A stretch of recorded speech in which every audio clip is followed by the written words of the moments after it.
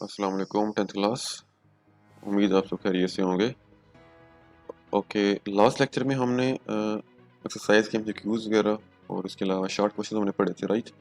तो इस लेक्चर में हम क्वेश्चन नंबर 5 जो है आउटपुट फाइंडिंग, ये हम करेंगे इस लेक्चर में। ठीक है, हम किस तरह प्रोग्राम की हमारे पास जो लिखा होगा उसकी आउटपुट फाइंड कर सकते हैं। ठीक है, हम क्या करेंगे, यही कोड जो होगा हम इसको कंपाइल करेंगे किसी आईडीई के ऊपर जो हम यूज़ कर रहे थे डेव C++, उस पर हम क्या करेंगे, सारा कोड वहाँ पे लिखेंगे, फिर वहाँ पे थ्रू कमेंट्स क्या करेंगे, स्टेप बाय स्टेप क्या करेंगे, कोड समझने की कोशिश करेंगे और आउटपुट फाइंड करेंगे। ठीक है, ओके। तो पहले प्रोग्राम समझ लेते हैं क्या लिखा हुआ प्रोग्राम के अंदर। पहले हमारे पास हेडर फाइल है, उसके बाद मेन फंक्शन है, उसके बाद बॉडी ऑफ मेन फंक्शन के अंदर हमारे पास स्टेटमेंट्स लिखी गई हैं जी।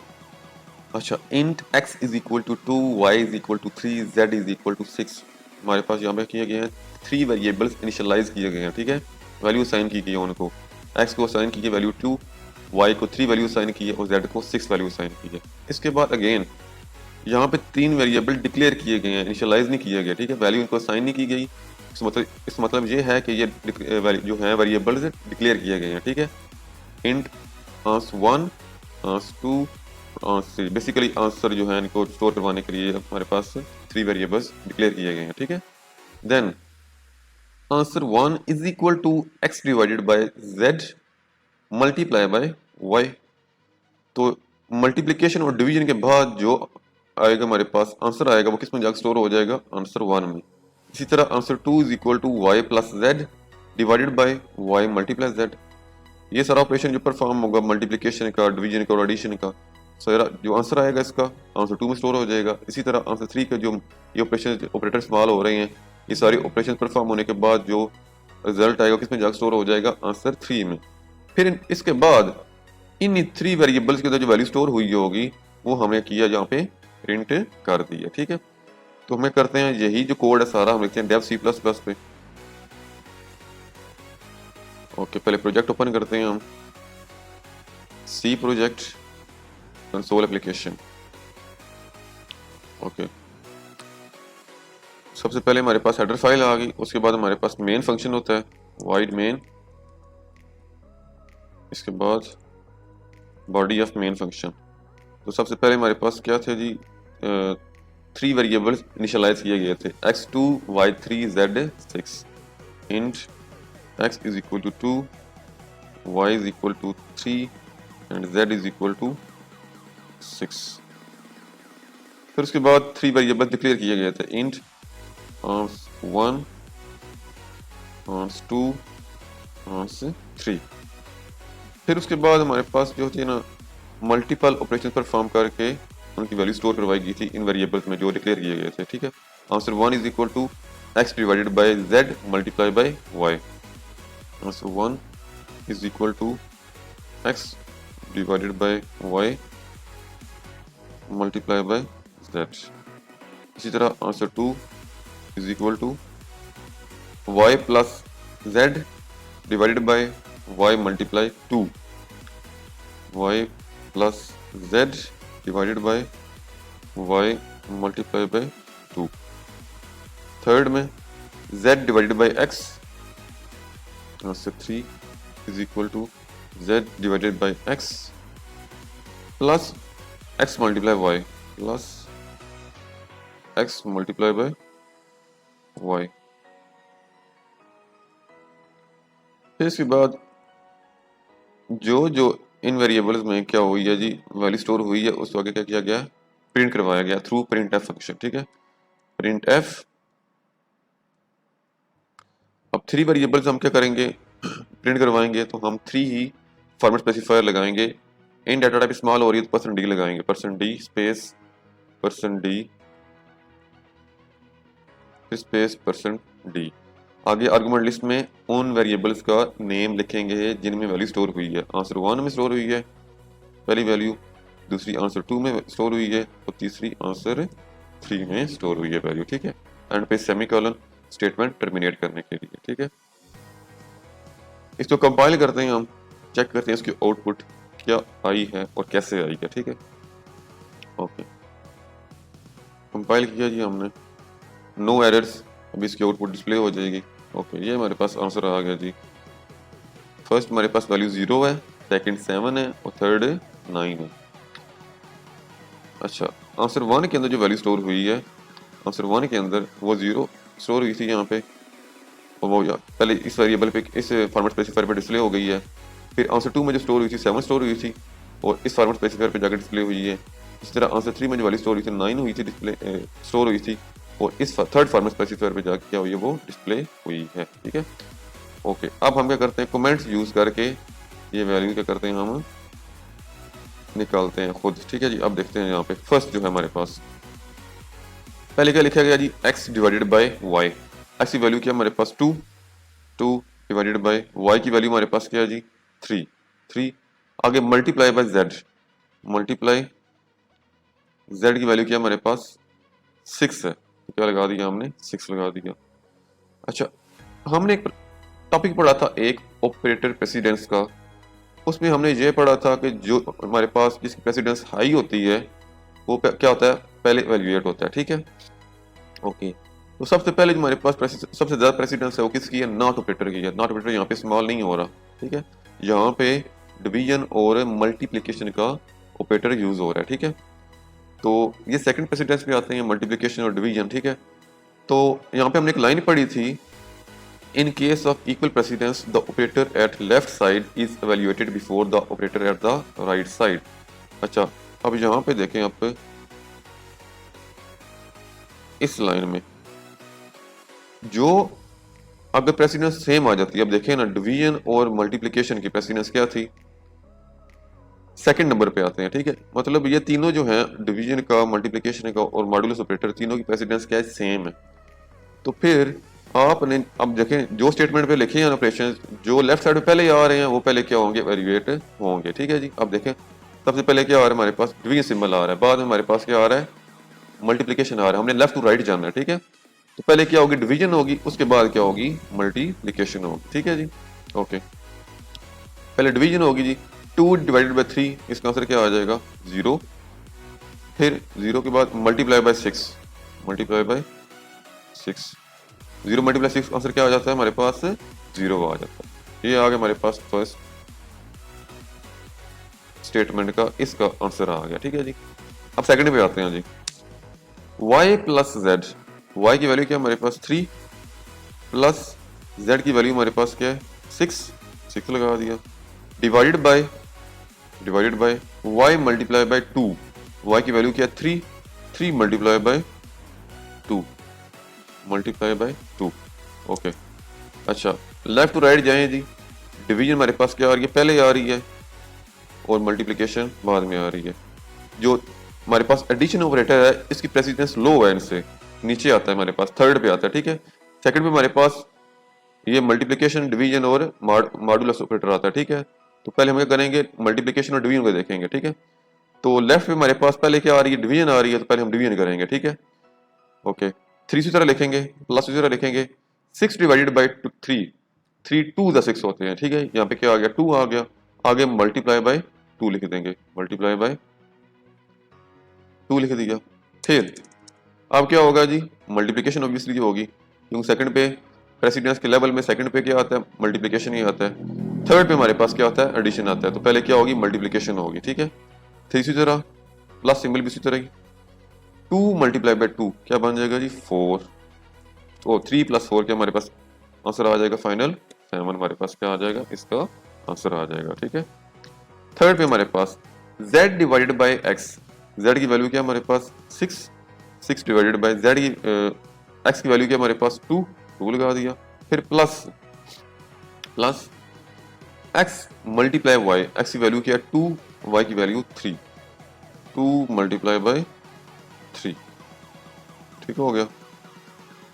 अब पहले हमारे पास क्या होगी, डिवीजन ही होगी ऑब्वियसली, लेफ्ट में हमारे पास क्या डिवीजन आ रही है, 6 को डिवाइड किया 2 पे हमारे पास क्या आंसर आ जाएगा 3 आ जाएगा, फिर बाकी इसी तरह प्लस 2 और मल्टीप्लाई 3 इसी तरह आ जाएगा, प्लस 2 मल्टीप्लाई बाय 3 इसी तरह आ गया। फिर अब मल्टीप्लिकेशन होगी 3 और प्लस ऑपरेटर इसी तरह आ जाएगा, 2 3 जा 6 आ गया, 6 आ गया, 3 प्लस 6 हमारे पास फाइनल आंसर क्या आ जाएगा 9, और यही हमारे पास क्या आई थी, आउटपुट भी आई थी।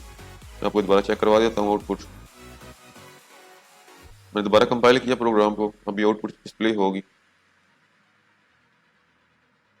ओके, ये लोड हो रहा है प्रोग्राम। ओके, ये हमारे पास क्या आई थी जनाब, आउटपुट आई थी। पहली हमारे पास वैल्यू क्या थी, 0। ये हमारे पास 0 पहली वैल्यू आंसर 1 की। सेकंड हमारे पास 7, ये हमारे पास 7 आई आंसर नंबर 2 की। और थर्ड वैल्यू हमारे पास 9 थी आंसर 3 की। उम्मीद आपको ये समझ आ गया होना प्रोग्राम, ठीक है। ओके, बी पार्ट पे आते हैं जी, नेक्स्ट प्रोग्राम पे। यहाँ पे हमारे पास जस्ट क्या लिखा गया है जी, एस्केप सीक्वेंसेस लगाई गई हैं, ठीक है जी। बाकी इसके अलावा कोई ऑपरेशन परफॉर्म नहीं किया जा रहा, ठीक है। तो वाइड हेडर फाइल इसी तरह लगाई गई है, वाइड मेन फंक्शन और प्रिंट एफ डबल एन, तो क्या लगा दिया, डबल एन पहले आ गया हमारे पास, ठीक है जी। फिर बैक स्लैश एन स्पेस दे के आगे हमारे पास क्या छोटी सी एक स्पेस भी है। तो इट मीन्स यहाँ पे जब मैं ड्रॉ भी कर देता हूँ, जब स्पेस लगी हुई है तो पहले हमारे पास क्या आएगी, थोड़ी सी स्पेस आएगी, उसके बाद बैक स्लैश एन मतलब न्यू लाइन पे आ गया, ये कर्सर हमारे पास यहाँ पे आ जाएगा और न्यू लाइन पे आ जाएगा साथ, ठीक है। ठीक है, कर्सर यहाँ पे ब्लिंक कर रहा होगा, ठीक है। फिर अगेन उसने बैक स्लैश एन लगाई है, फिर इसी सिमत में इसी लाइन में यहाँ पे क्या आ जाएगा, कर्सर यहाँ पे मूव कर जाएगा। फिर थोड़ी सी स्पेस दे के आगे ट्रिपल एन लिखा गया। सॉरी, मैं दोबारा करता हूँ, आपको बताता हूँ, अगेन बताता हूँ आपको। मैं इसे पहले रिमूव कर लूँ पहले। ओके, अब दोबारा देखें जी, पहले क्या लिखा गया है जी, डबल एन, हमारे पास क्या आ गया, डबल एन आ गया, ठीक है जी। फिर स्पेस दे के बैक स्लैश एन, तो यहाँ पे थोड़ा सा गैप आएगा, यहाँ पे एक स्पेस का, यहाँ पे हमारे पास कर्सर आ गया, ठीक है। फिर अगेन बैक स्लैश एन, फिर हमारे पास कर्सर इसी सिमत में यहाँ पे नीचे आ गया, कर्सर यहाँ पे आ जाएगा। फिर आगे स्पेस दी गई है थोड़ी सी, फिर स्पेस दे के 3n क्या किए, प्रिंट करवाए गए हैं, 3n क्या करवा दिए हमने, प्रिंट करवा दी हैं। फिर बैक स्लैश एन, इसके बाद बैक स्लैश एन, यहाँ पे हमारे पास कर्सर इसी सिमत में नीचे आएगा। लाइन थोड़ी बहुत आगे पीछे हो सकती हैं लेकिन इसी सिमत में नीचे ही आएगा हमारे पास यहाँ पे, ठीक है। और साथ क्या लगाया गया यहाँ पे, ये एन लगाया गया, एन, तो साथ क्या हो गया, एन डिस्प्ले हो गया। फिर बैक स्लैश एन, फिर कर्सर न्यू लाइन पे नीचे आ गया, न्यू लाइन पे नीचे आ गया, और साथ ही टी लगाया गया है, तो हमने क्या कर दिया जी, टी लिख दिया। फिर उसके बाद बैक स्लैश टी, ये स्केप सीक्वेंस लगी हुई है टैब की, टैब पे करती है स्केप सीक्वेंस 8 स्पेसिस का गैप दे देती है, ठीक है। तो यहाँ पे हमारे पास 8 स्पेसिस का क्या आ गया जनाब, गैप आ गया यहाँ पे। और फिर डबल लाइन क्या किए गए हैं, हमने प्रिंट करवाए हैं। एस्केप सीक्वेंस हमारे पास इस तरह का होता है, क्या होता है जी, सिंबल हमारे पास होता है, ठीक है जी। ओके, ये जो होता है ना हमारे पास, ये हम डिवीजन कह सकते हैं, लेकिन यहाँ पे कोई ऑपरेशन परफॉर्म नहीं किया जाएगा, तो इसलिए यहाँ पे इसी तरह क्या होगा, ये डिस्प्ले होगा, ठीक है। तो ये हमारे पास क्या जी, एस्केप सीक्वेंस नहीं है, क्योंकि यहाँ पे साथ कौन सा सिंबल लगा हुआ है, डिवीजन का सिंबल लगा हुआ है, ठीक है। ओके, तो ये हमारे पास दोनों जो हैं इसी तरीके होंगे, ये दोनों जो हैं ये इसी तरीके होंगे, प्रिंट होंगे, ठीक है। Back forward slash n, forward slash n, ये हमारे पास एस्केप सीक्वेंस नहीं थी। एस्केप सीक्वेंस के लिए हम स्लैश ये वाली लगाते हैं, ठीक है, ये वाली स्लैश लगाते हैं, ठीक है। फिर आगे क्या लिखा गया, स्पेस दी गई है और डबल एन लगाया गया, स्पेस थोड़ी सी आ गई, डबल एन लगाया गया। फिर अगेन डिवीजन जो है स्लैश कौन सी लगाई है, डिवीजन वाली स्लैश, ये वाली लगाई गई है, ठीक है। तो ये इसी तरह क्या होगी, ये प्रिंट होगी, ठीक है, ये इसी तरह प्रिंट होगी है, साथ ये वाली ये आ गई।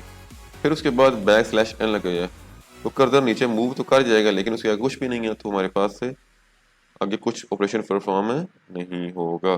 कर्सर यहाँ पे नीचे आ जाएगा लेकिन कुछ डिस्प्ले नहीं होगा, ठीक है। ये बैक स्लैश एन लगाई गई है ना, ये स्किप सीक्वेंस लगी गई है, तो कर्सर नीचे आ जाएगा लेकिन आगे कुछ नहीं डिस्प्ले करवाया, तो कोई डिस्प्ले कुछ भी डिस्प्ले नहीं हो रहा, ठीक है। अब इसको मैं कंपाइल भी करता हूँ ताकि आपको समझ भी आ जाए एंड पे सारा कुछ, ठीक है। Okay, just print f function इस्तेमाल किया गया जी, प्रिंट एफ, फिर डबल कोट्स के अंदर डबल एन फिर स्पेस बैक स्लैश एन, ये एस्केप सीक्वेंस लगाएगी ये, ठीक है। Double n escape sequence n लगाई गई है, सॉरी एस्केप सीक्वेंस एन, फिर एस्केप सीक्वेंस एन आ गई, ठीक है। फिर उसके बाद स्पेस दी गई है अगेन, स्पेस दी गई है अगेन, फिर ट्रिपल एन लिख दिया, फिर एस्केप सीक्वेंस एन आ गई, फिर एन लगाया, जस्ट एन लगाया, फिर एस्केप सीक्वेंस एन, फिर टी लगाया गया है, फिर उसके बाद एस्केप सीक्वेंस टैब लगाई गई, टी लगाया गया, ठीक है जी। ये हमारे पास था जी फर्स्ट प्रिंटफ फंक्शन के अंदर, ठीक है। सेकंड प्रिंटफ देखते हैं जी, प्रिंटफ फिर double quotes, okay, double n लगा दिया, फिर स्पेस आ गई। अब ये डिवीजन वाला सिंबल लगा हुआ, डिवीजन वाला सिंबल, ठीक है, मैं दिखाता हूँ आपको रेज करके।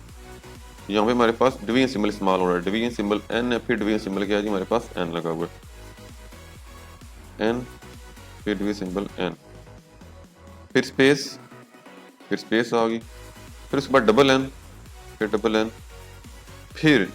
डिवीजन सिंबल एन, फिर एंड पे हमारे पास क्या है जी एस्केप सीक्वेंस लगी हुई है न्यू लाइन वाली, ठीक है। एस्केप सीक्वेंस क्या आ गई एन आ गई, ठीक है जी। अब कंपाइल करते हैं हम जी, एंड पे स्टेटमेंट टर्मिनेटर लगाते हैं, सेमीकोलन, अब करते हैं इसको कंपाइल, ओके, नो एरर्स। ये जनाब हमारे पास क्या आ गया जी, फाइनल आउटपुट आ गई है।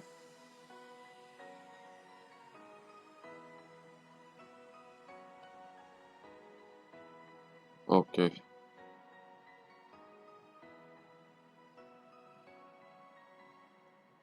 पहले हमारे पास डबल एन डिस्प्ले हुआ, फिर बैक स्लैश एन, यहाँ पे कर्सर आएगा, फिर उसके बाद कर्सर यहाँ पे आया, फिर उसके बाद फिर बैक स्लैश एन लगी है, फिर कर्सर यहाँ पे आ जाएगा, ठीक है जी। फिर स्पेस दे के ट्रिपल एन डिस्प्ले हो गया ये वाला, ठीक है, ये तीनों।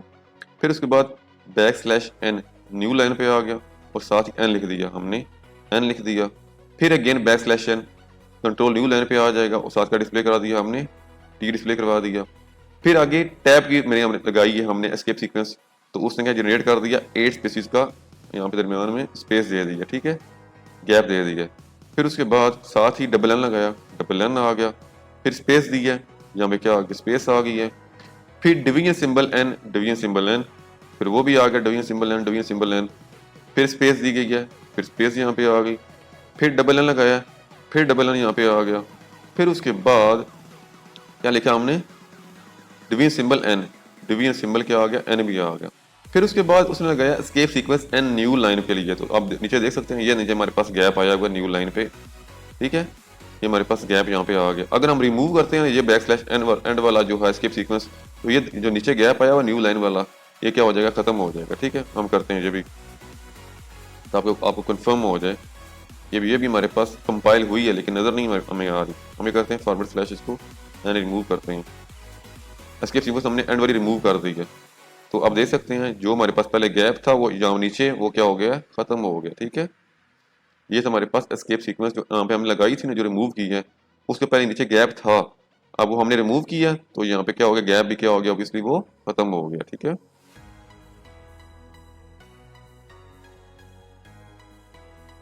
ओके, अब थर्ड पार्ट हमारे पास सी पार्ट जो है, इसमें हमारे पास वेरिएबल डिक्लेयर किया गया है, एक इनिशियलाइज किया गया a इज इक्वल टू 4 और उसके साथ एक वेरिएबल डिक्लेयर किया गया, उसके वैल्यू असाइन नहीं की गई, ठीक है, b जो है, ठीक है। फिर सेकंड पे हमारे पास एक वेरिएबल इनिशियलाइज किया गया फ्लोट डेटा टाइप का, float c is equal to 2.3। Next statement पे लिखा हुआ है b is equal to c multiply by a, c और जब a मल्टीप्लाई होंगे तो इनका जो रिजल्ट होगा, जो इनकी वैल्यू होगी, फाइनल आंसर होगा, किस में जाके स्टोर होगा, b में स्टोर होगा, ठीक है। फिर हमने इस b की वैल्यू क्या किया, हमने आगे प्रिंट करवाई है, ठीक है जी। अब देखें यहाँ पे कि जो a है हमारे पास वो हमारे पास किस डाटा टाइप का है, इंट डाटा टाइप का, ठीक है, और b भी हमारे पास किस डाटा टाइप का है, इंट डाटा टाइप का ही है, ठीक है। इसलिए b के अंदर जो वैल्यू स्टोर होगी वो इंट डाटा टाइप की ही स्टोर होगी, हमारे पास फ्लोट डाटा टाइप की वैल्यू स्टोर नहीं होगी, तो डेसिमल वैल्यू स्टोर नहीं हो सकती, ठीक है। Okay, b is equal to c multiply by a. B की वैल्यू हमारे पास, सॉरी सी की वैल्यू हमारे पास क्या है जी 2.3। 2.3 को मल्टीप्लाई किया हमने किसके साथ, 4 के साथ, ठीक है। तो 2.3 मल्टीप्लाई 4 क्या बन जाएगा 8.6, राइट 8.6 बनता है ना। तो फिर वो राउंड ऑफ होके क्या बन जाएगा 9 बन जाएगा, ठीक है ओके। और 9 जो होगा वो किसमें स्टोर होगा बी में, और हमने आगे इसको क्या कर दिया प्रिंट करवा दिया, इसलिए इसकी आउटपुट क्या होगी 9 ही होगी, ठीक है। आगे हमारे पास डी पार्ट में क्या है जी, हेडर फाइल लगी हुई है, मेन फंक्शन लगा हुआ है, उसके बाद int a is equal to 4 multiply by 3 divided by 5 plus 1 plus 7 mod 4। अब यहाँ पे देखें जी, सबसे पहले क्या सॉल्व होगी, ब्रैकेट सॉल्व होगी, ओके। फिर उसके बाद लेफ्ट साइड से हमारे पास स्टेरिक साइन है, फिर ये वैल्यूएट होगा, उसके बाद डिवाइड होगा वैल्यूएट, उसके बाद मॉड्यूलस ऑपरेटर होगा, एंड पे जाके हमारे पास क्या होगा एडिशन का ऑपरेटर एवेल्युएट होगा, ठीक है। तो इसको हम करते हैं अब कंपाइलर के ऊपर ही करते हैं इसको भी, ओके। क्या लिखा था जी, int a is equal to 4 multiply 3 divided by 4 multiply 3 divided by 5 plus 1 parenthesis के अंदर 5 प्लस 1 देन प्लस 7, फिर मॉड्यूलस ऑपरेटर लगा हुआ और 4 लगा हुआ साथ, मॉड्यूलस ऑपरेटर 4, ठीक है जी। और इसके बाद हमने क्या किया जी, प्रिंट करवा दिया ए की वैल्यू को, प्रिंट एफ डबल कोट्स के अंदर हमने क्या लगाया जी %d लगाया, क्यों हमारे पास इंटीजर डेटा टाइप का इसलिए, और साथ ए लगा दिया, ठीक है ओके। अब देखते हैं जी इसकी इवैल्यूएशन कैसे होगी। पहले हमारे पास क्या है 4 मल्टीप्लाई 3 डिवाइडेड बाय 5 प्लस 1, सबसे पहले क्या होती है पैरेंथेसिस क्या होती है एवेल्युएट होती हैं, ठीक है। बाकी इसी तरह लिखेंगे हम 4 स्टेरिक 3 डिवाइड 5 प्लस 1 क्या बन जाएगा 6 लगा दिया, उसके बाद क्या आ जाएगा प्लस 7 और divided by sorry mod operator लगा हुआ है, मॉड्यूलस ऑपरेटर वो लगाएंगे अब, मॉड्यूलस ऑपरेटर और उसके साथ 4 लगाएंगे, ठीक है 4, ठीक है जी। इतना होने के बाद अब क्या होगा जी, लेफ्ट टू राइट जो हमारे पास पहले अगर प्रेसिडेंस सेम है तो लेफ्ट पहले जो होगा ना लेफ्ट साइड पे उसी प्रेसिडेंस का जो ऑपरेटर होगा, जैसे हमारे पास मल्टीप्लाई वाला डिवीजन वाला और मॉड्यूलस ऑपरेटर दोनों क्या है सेम लेवल पे है, सेकंड लेवल पे, ठीक है प्रेसिडेंस में। लेकिन जो लेफ्ट साइड पे पहले होगा वो क्या होगा पहले वैल्यूएट होगा, तो पहले हमारे पास मल्टीप्लाई वाला है ना, तो 4 3 का क्या हो जाएगा 12 आगे डिवाइडेड बाय 6 प्लस 7 आगे मॉड्यूलस ऑपरेटर और 4, ठीक है इतना हो गया। अब क्या होगा डिवीजन हो गई अब, ठीक है 12 डिवाइडेड बाय 6 क्या हो जाएगा आंसर 2 हो जाएगा, फिर प्लस 7 फिर मॉड्यूलस ऑपरेटर और 4, फिर इसके बाद क्या होगा जी मॉड्यूलस ऑपरेटर क्या होगा वो क्या होगा एलिवेट होगा, ठीक है क्योंकि जो एडिशन जो है ना ऑपरेटर ऐड वाला ऑपरेटर वो हमारे पास उसकी प्रेसिडेंस थर्ड लेवल पे है, ठीक है। तो जो है ना मॉड्यूलस ऑपरेटर उसकी जो प्रेसिडेंस लेवल है सेकंड है, तो पहले यही होगा मॉड्यूलस ऑपरेटर पहले वैल्यूएट होगा, 2 उसी तरह रखेंगे प्लस उसी तरह रहेंगे 7 और 4 ये जब डिवाइड होंगे तो इनका क्या रिमाइंडर आएगा 4 1 4 होगा और 3 क्या बच जाएगा रिमाइंडर, ठीक है 3 इसका यहाँ पे आ जाएगा, और 2 प्लस 3 क्या आ जाएगा आंसर इसका 5 क्या आ जाएगा इसका आंसर आ जाएगा। अब इसको कंपाइल करते हैं, हम चेक करते हैं इसका आंसर 5 ही आता है, ओके कंपाइल हो रहा है जी नो एरर, भी इसकी आउटपुट शो हो गई,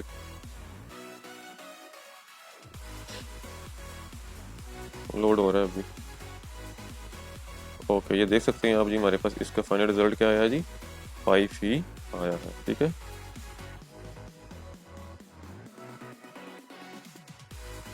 ओके अब हमारा लास्ट पार्ट है हमारे पास ई जो है hash include std header file लगी हुई है, मेन फंक्शन लगा हुआ है। उसके बाद प्रिंट एफ फंक्शन में अब हमारे पास यहाँ पे लॉजिकल ऑपरेटर्स और रिलेशनल ऑपरेटर्स लगे हुए हैं, ठीक है। तो यहाँ पे हमारे पास जो आउटपुट आएगी वो या ट्रू आएगी या फॉल्स आएगी। अगर ट्रू होगा तो हमारे पास 1 शो होगा, अगर फॉल्स होगा तो हमारे पास 0 क्या होगा, आउटपुट में शो होगा, ठीक है। अब एक्सप्रेशन देख लेते हैं हम क्या लिखा हुआ एक्सप्रेशन में। अच्छा, फर्स्ट एक्सप्रेशन में लिखा हुआ जी 5 ग्रेटर देन 3, 5 जो 3 से बड़ा है, ये हमारे पास क्या हो गई है जी, एक्सप्रेशन ट्रू हो गई है। सेकंड एक्सप्रेशन में क्या लिखा हुआ जी 4 ग्रेटर देन 6, नो, 4 6 से बड़ा नहीं है, छोटा है, तो ये हमारे पास क्या हो गई है जी, फॉल्स, ये होगी फॉल्स, ठीक है। फिर अब ये हमारे पास एक ब्रैकेट में यहाँ से लेके यहाँ तक एक ब्रैकेट में, ठीक है। तो इसका फाइनल रिजल्ट क्या होगा, इन दोनों के दरमियान में क्या लगा हुआ है, दरमियान में हमारे पास एंड ऑपरेटर लगा हुआ है, ठीक है। एंड ऑपरेटर में क्या पढ़ा था हमने कि अगर हमारे पास एक भी कंडीशन फॉल्स होती है तो इसका रिजल्ट क्या आ जाता है, फॉल्स आ जाता है। तो इसका फाइनल रिजल्ट क्या आ गया जी, फॉल्स आ गया, ठीक है। आगे लगा हुआ है एंड और ऑपरेटर लगा हुआ, और ऑपरेटर, ठीक है। दरमियान में क्या लगा हुआ है, और ऑपरेटर, और ऑपरेटर लगा दिया। 7 ग्रेटर देन 3, तो 7 है 3 से बड़ा है, तो इसी कंडीशन का आंसर क्या होगा, ट्रू होगा, ठीक है, ट्रू, ओके। अब इन दोनों के दरमियान क्या लगा हुआ है, और ऑपरेटर लगा हुआ है, ठीक है। और में क्या पढ़ा था हमने कि अगर एक भी कंडीशन ट्रू होती है तो उसका रिजल्ट क्या होगा, ट्रू होगा। ट्रू फॉल्स का रिजल्ट क्या हो जाएगा, ट्रू। और ट्रू को इन टर्म ऑफ बाइनरी में क्या हम क्या बोलते हैं, इसको 1 बोलते हैं। अगर फॉल्स होता तो हम क्या लिखते, 0 लिखते, ठीक है। ये थे हमारे पास सारे पार्ट्स जो थे, ये हम आउटपुट फाइंड करने के लिए थे, ठीक है। ओके, नेक्स्ट क्वेश्चन हमारे पास क्वेश्चन नंबर 6 है। इसमें जस्ट हमने एरर फाइंड करनी है, ठीक है जी। Identify error in the following coding segments, ठीक है जी। आप जैसे कुछ लॉजिकल एरर भी हो सकते हैं, कुछ हमारे पास सिंटैक्स एरर भी हो सकते हैं, ठीक है। तो ज़्यादातर जो होते हैं सिंटैक्स एरर ही होते हैं, ठीक है, जो कि हमने फाइंड करके बताना होता है, लिखना होता है कि हमारे पास इस लाइन में ये एरर आया हुआ है, ठीक है। तो सबसे पहले हम देखते हैं जी, hash include stdio dot h, header file बिल्कुल सही लिखी हुई है। वॉइड मेन फंक्शन ये भी सही लिखा हुआ है। इंट ए वेरिएबल डिक्लेयर किया गया, ए बी को इनिशियलाइज किया गया, 13 वैल्यू दी असाइन की गई है, ये भी ठीक है। B is equal to a modulus operator 2, ये भी ठीक लिखा हुआ है। Print f double quotes value of b is percent d, double quotes यहाँ पे नहीं लगे हुए, ठीक है। फर्स्ट हमारे पास होती है ना स्ट्रिंग, कौन सी होती है, फॉर्मेट स्ट्रिंग होती है, ये हमारे पास डबल कोट्स में होती है, ठीक है। उसके बाद जो होता है ना आर्गुमेंट लिस्ट, वो हमारे पास सिंपल होता है, उसमें डबल कोट्स नहीं होते, ठीक है। तो यहाँ पे परसेंट डी के बाद हमारे पास क्या आता था, ये डबल कोट्स भी आते थे। The closing double quote is missing after percent d in print function in line 6, कौन सी लाइन है जी, first, second, third, fourth, fifth और 6th लाइन में, ठीक है। ये हमारे पास यहाँ पे जनाब एरर था, ठीक है। B part, header file hash include stdio dot h, ठीक लिखी हुई है जी। वाइड मेन ठीक लिखा हुआ जी, ये function. Int a b c, 3 variable declare किए गए, लेकिन हमने एंड पे सेमी कॉलन लगाना था, यहाँ पे सेमी कॉलन नहीं लगा हुआ, एक एरर यहाँ पे आ गया, ठीक है जी, यहाँ पे आ गया क्योंकि हमने यहाँ सेमी कॉलन नहीं लगाया, ठीक है। Next, print f enter first number, ये ठीक लिखा हुआ है। Scan f percent d, address दिया गया ए का, ये भी ठीक लिखा हुआ है। Print f enter second number, ये भी ठीक लिखा हुआ है। Scan f percent d, address b का दिया हुआ है, ये भी ठीक लिखा हुआ है, एंड में सेमीकोलन लगा हुआ है। A plus b is equal to c, ये हमने मिस्टेक यहाँ पे कर दी है, यहाँ पे हमें लिखना चाहिए था c is equal to a plus b, a plus b, हमें ये लिखना चाहिए था, क्योंकि जो असाइनमेंट ऑपरेटर होता है वो क्या करता है, जो वैल्यू राइट साइड पे होती है उसको स्टोर करवाता है जो वेरिएबल लेफ्ट साइड पे लगा होता है, ठीक है। तो हमने यहाँ पे क्या कर दिया, अच्छा जी, सीक्वेंस चेंज कर दी थी इनकी, ये हमारे पास यहाँ पे क्या था जी, एरर था। उस एंड पे हमारे पास कर्ली ब्रेसेस होती हैं, इसमें ब्रैकेट चेंज की हुई है, हमारे पास कर्ली ब्रेसेस होनी चाहिए थी, ये वाली जो होती है ब्रेसेस, ठीक है, ये लगानी चाहिए थी, ठीक है। एक यहाँ पे एरर आ गया, एक एरर यहाँ पे भी है और एक यहाँ पे, ठीक है जी। अब एक हमारे पास जी first, second, third, fourth line पे हमारे पास सेमीकोलन लगा हुआ, ठीक है। फिर उसके बाद 5th, 6th, 7th, 8th और 9th पे हमारे पास सीक्वेंस क्या है जी, वो नहीं सही लिखी हुई, इस फॉर्म में होना चाहिए था, ठीक है। 9th के बाद जो हमारे पास 10th हमारे पास लाइन, वहाँ पे हमारे पास क्लोजिंग ब्रैकेट है, कर्ली ब्रेसेस होनी चाहिए थी, ठीक है जी। Must be replace with curly braces, ठीक है जी। ओके, सी पार्ट पे आते हैं जी। Hash include stdio dot h, header file के एंड पे हम सेमी कॉलन नहीं लगाते, इसने यहाँ पे सेमी कॉलन लिखा हुआ लगा हुआ है जी। ये हमारे पास क्या आ गया जी, एक एरर आ गया, ठीक है जी। उसके बाद मेन फंक्शन के लिए एक्सप्लॉइट में क्या आता है जी, वाइड आता है, राइट। यहाँ पे वाइड भी आता है, ये भी नहीं लगाया हुआ, एक एरर यहाँ पे भी आ गया।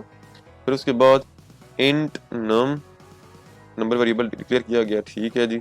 Print f enter number, format string के लिए यहाँ पे स्टार्ट में डबल कोट्स नहीं लगाए गए, यहाँ पे डबल कोट्स होने चाहिए थे, ठीक है। ये भी मिसिंग है, एक एरर यहाँ पे भी आ गया जी इस लाइन में। उसके बाद स्कैन एफ, अब जो हमारे पास जो फॉर्मेट स्पेसिफायर लगा होता है वो भी डबल कोट्स में लगा होता है, यहाँ पे भी शुरू में डबल कोट्स होने चाहिए थे और यहाँ पे भी डबल कोट्स होने चाहिए थे। ये हमारे पास एरर यहाँ पे भी आ गया एक। उसके बाद जब हमने body of main function close किया एंड पे उसने फिर सेमी कॉलन लगा दिया, एंड पे सेमी कॉलन नहीं होता, एक एरर यहाँ पे भी आ गया, ठीक है। यही एरर सारे लिखे हुए हैं, 5 के 5 एरर्स, ठीक है। आगे डी पार्ट है, hash include stdio dot H int main. अब हैश इंक्लूड होना चाहिए था स्टार्ट में, यहाँ पे हैश इंक्लूड नहीं लगा हुआ जी, एक एरर यहाँ पे आ गया, ठीक ठीक है। एक ये एरर हमारे पास फर्स्ट लाइन पे आ गया। उसके बाद इंट मेन ठीक लिखा हुआ है जी। उसके बाद कर्ली ब्रेसेस लगी हैं, ठीक लगी हुई हैं। फ्लोट एफ वेरिएबल है फ्लोट डाटा टाइप का। प्रिंट एफ, ब्रेसेस हम कौन सी इस्तेमाल करते हैं, हमें स्मॉल ब्रैकेट इस्तेमाल करते हैं, ठीक है, स्मॉल ब्रैकेट्स ये वाली इस्तेमाल करते हैं प्रिंट एफ फंक्शन के बाद। ये ब्रैकेट्स दूसरी लगी हुई हैं, लार्ज ब्रैकेट्स लगी हुई हैं, एक एरर यहाँ पे आ गया। उसके बाद स्कैन एफ परसेंट सी, उसके बाद एड्रेस दिए एफ का। अब देखो जी, जो एफ वेरिएबल है हमारे पास, उसकी डाटा टाइप कौन सी है, फ्लोट है ना, तो हमें यहाँ पे फॉर्मेट स्ट्रिंग कौन सी लगानी चाहिए थी, परसेंट एफ लगाना चाहिए था, यहाँ पे उसने परसेंट सी लगाया हुआ है, एक एरर यहाँ पे भी आ गया हमारे पास, ठीक है। ओके, हमारा चैप्टर अब कंप्लीट हो चुका है जी। इंशाल्लाह कल से हम 3rd चैप्टर स्टार्ट करेंगे, तब तक के लिए अल्लाह हाफिज़।